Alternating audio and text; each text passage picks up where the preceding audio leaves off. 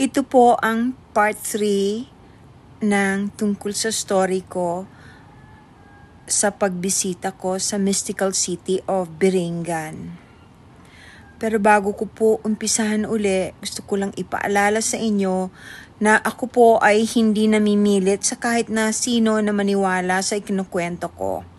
Lahat po ng ikinukwento ko ay tungkol sa sarili kong karanasan, wala pong pinagkopyahan, walang pinanggalingan, kundi sa sarili ko lamang po.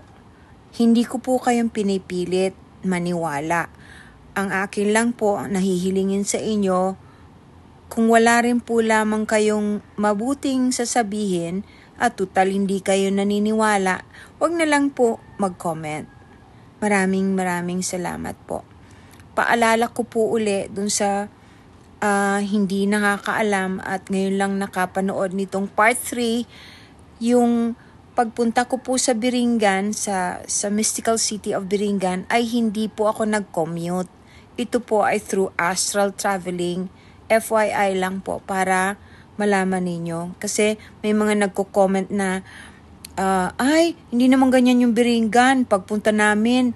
At saka yung pinsan ko nakapunta na rin doon. Kasi po ibang Biringan yun. Meron po talagang Biringan o Biringan na lugar. Ito naman po yung mystical city. Yung tinatawag ng iba na lugar ng mga engkanto. Sige po, umpisahan ko po.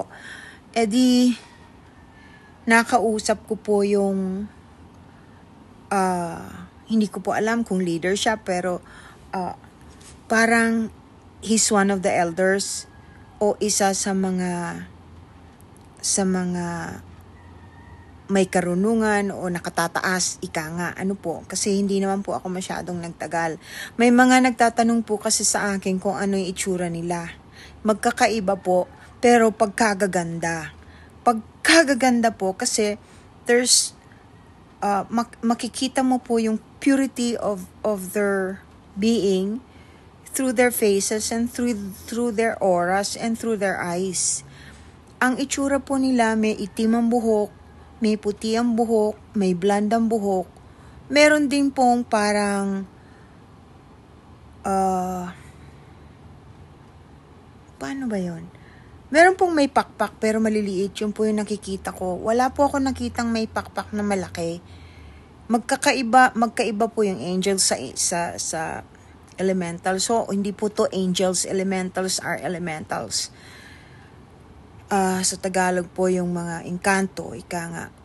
Wala po akong nakitang duwende dun sa nagtatanong. Sorry po, wala po ako.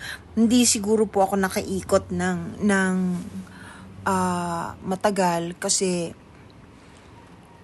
nag-uusap po kami. Lahat ng attention ko ay nakatuon dun sa kausap ko. Yung pong mga sinabi niya sa akin, hindi ko naman po daw pwedeng lahat i-share. Ngayon, ang mga nalalaman ko lang na pwede kong i-share at natatandaan ko ay tungkol sa mga edad nila. Hindi po sila katulad natin. Yung na-encounter ko nga po he's about, kung ako po ang tatanungin physically, kung titingnan ko siya, para po siyang 40 anyos, 50 anyos, ganyan. But truthfully, yung pong mga edad daw po nila ay may 300 years old, 400 years old, ganun po sila.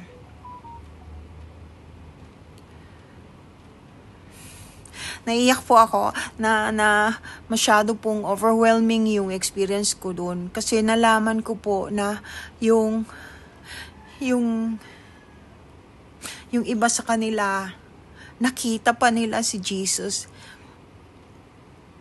Tinuruan sila ng kung paano magmahal, magpakabuti, kung paano maging pantay-pantay, kung paano magtulungan, at naniniwala sila kay Jesus Christ.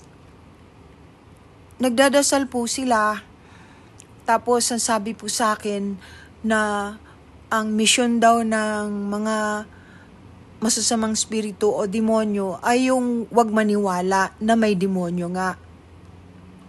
yun daw ang pakatatandaan natin.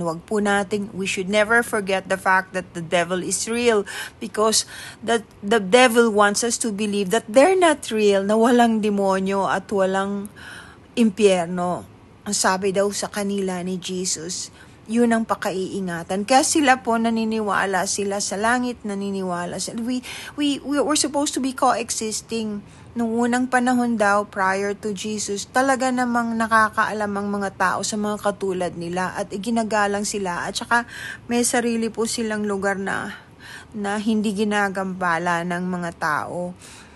Kasi lugar po nila yun eh. Kaya nga po, ang dami-dami pong nung araw, ang gaganda ng mga puno, ang ganda ng, meron kang mapupuntahan ng mga parang pagkagandang lugar, sabi nila. Normally, yun daw ang inaalagaan nila, yung kalikasan. Hindi katulad ngayon. Ngayon daw,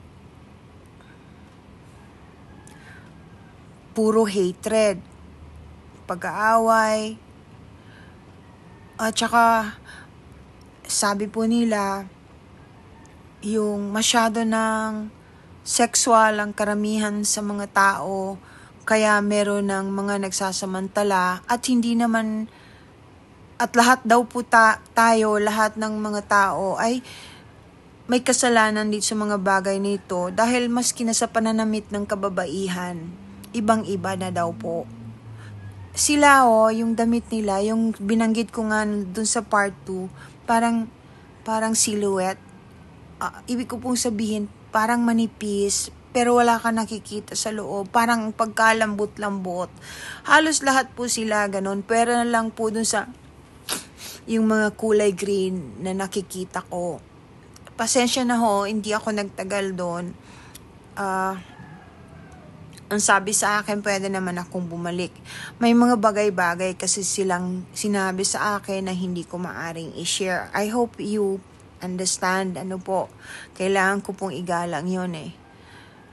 Pakiusap ko lang po talaga doon sa hindi naniniwala. Okay lang po, karapatan naman po ninyo yun eh.